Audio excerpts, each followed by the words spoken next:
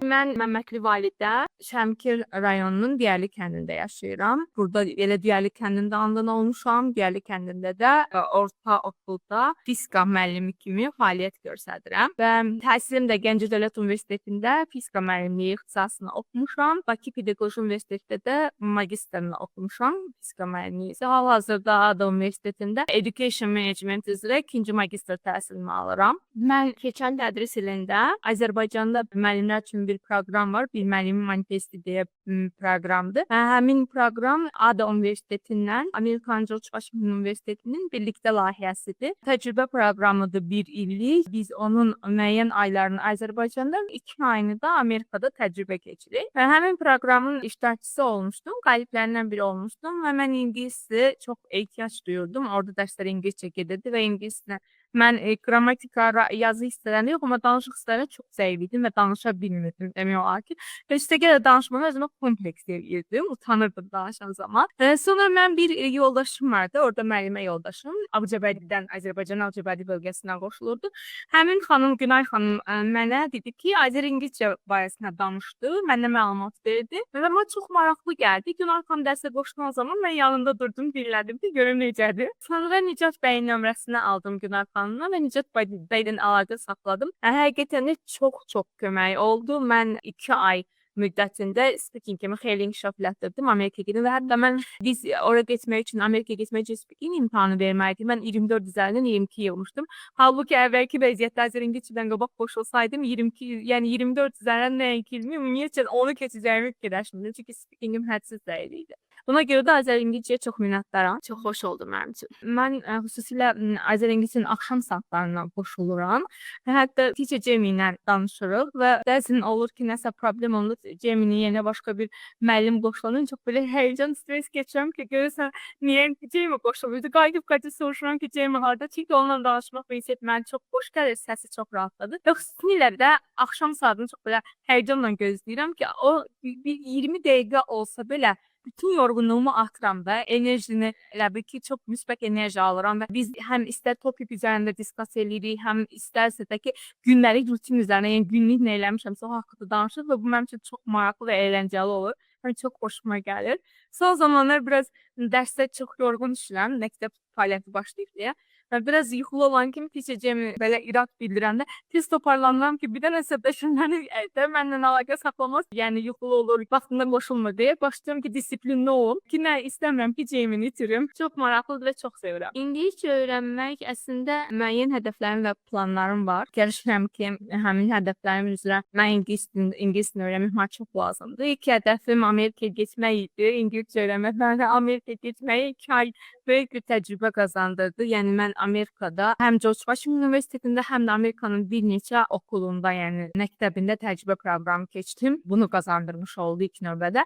Daha sonra ADA-nın magistrini, Education Management təhsil idarəetməsində hal-hazırda təhsil alıram. Orada ingiliscə tədris gedir. Buna kömək oldu. Yəni bu böyük inkişaflardır. Və fikirləşirəm ki, inşallah davam edərək iləriki hədəflərimi IELTS sertifikatı üçün və sonradakı müəyyən işlərimi ingiliscə davam elətdirmək istəyirəm. PhD tədrisi almaq istəyirəm xaricdə, Amerikada. Və yəni fikirləşirəm ki, bu məqsədlərim üçün mən çox şey qatacaq. Əslində mən Azər-İngiliscənin tanıyana qədər bir neçə kurs sınaqdan keçirmişdim, amma speakingimi inkişaf elətdirə bilmirdim. Çünki həm speakingim çox belə ki, kompleks eləyirdim, başqalarıyla danışa bilmirdim, utanırdım kimisə yanında danışmağa. Həm də ki, çox sərbəst hiss eləyə bilmirdim özümü, amma tətbiqi görəndən sonra, Jamie ilə tanışan olandan sonra mən çox rahat gəldi, çox xoşuma gəldi, çox rahat danışıram, fikirlərimi ifadə edə bilirəm və bir şeyi sevirəm ki, nə isə səhv deyəndə anında Jamie ona feedback verir və o feedback sonra başlayıb ki, repeat again please, yəni yenilə təkrar edirəm, onu təkrarlayıb düzəldənə qədər o davamlı şəkildə mənə feedback verir.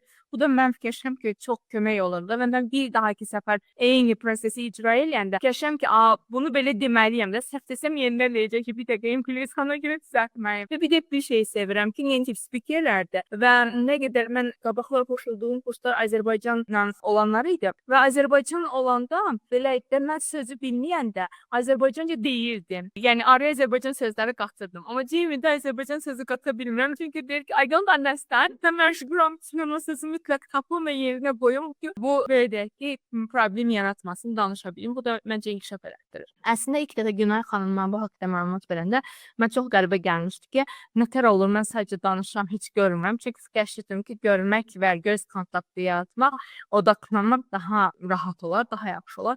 Amma davamlı şəkildə qoşulduqca gördüm ki, o qədər də problemli bir şey deyil. Yəni görmədən də ünsiyyət qurub anlaşa bilirsən. Heç bir problem yaşamadım. Əslində fikirləşirəm ki, belə daha çox konsentrə olunur, nəinki görüntülü və belə çox rahat olur. Uzun müddətə qoşulanda qiyməti düşür aşağı, onda rahat olur.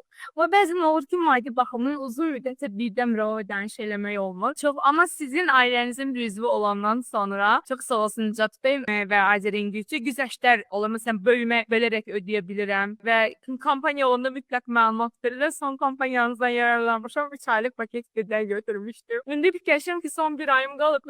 Fikirləşirəm ki, Nicat bəy deyim, kampaniya olan kimi tez xəbər versin də, mən yenə kampaniyadan istifadə edeyim. Çünki kampaniyalarınız çox yaxşıdır. Mən istəyirəm ki, o tez-tez olsun. Kampaniyalarınıza yararlana bilər. Öyrəndiyim ingilis dilini öyrənməyə çalışdığım müddətdə bir şey fark elədim ki, yəni biz speakingimizi inkişaf elətdiririk. Yəni sadəcə gündəlik hər gün danışmalıyıq. Azər İngiliscənin ən yaxşı yanı odur ki, hər gün mütəmadi olaraq əlaqə saxlayırıq və hər gün mütəmadi olaraq danışıb ünsiyyət qururuq onlardan. Bu çox yaxşıdır. Bizə çox böyük dəstək olur, kömək olur. Çünki məsələn digər kurslarda həftə bir gün və 2 gün qoşulursan, bir müddət danışdın, sonra getdi. O biri gün vaxt gələnə qədər unudursan. Amma davamlı olaraq danışanda artıq o daha yaxşı olur. Belə ki, daha inkişaf elətdirir bizim dilimizi. Bildiyiniz bazar İngiliscədə tətbiqdə həm testlər var, quizlər var, orada videolar var, öyrətimlə bağlı, qrammatika ilə bağlı çox yaxşı materiallar var, sonda onunla bağlı testlər var. Yəni bütün bunlar bizim belə deyək ki, dilimizi inkişaf sıfırdan başlayan biri üçün belə də inkişaf deməkdir. Yəni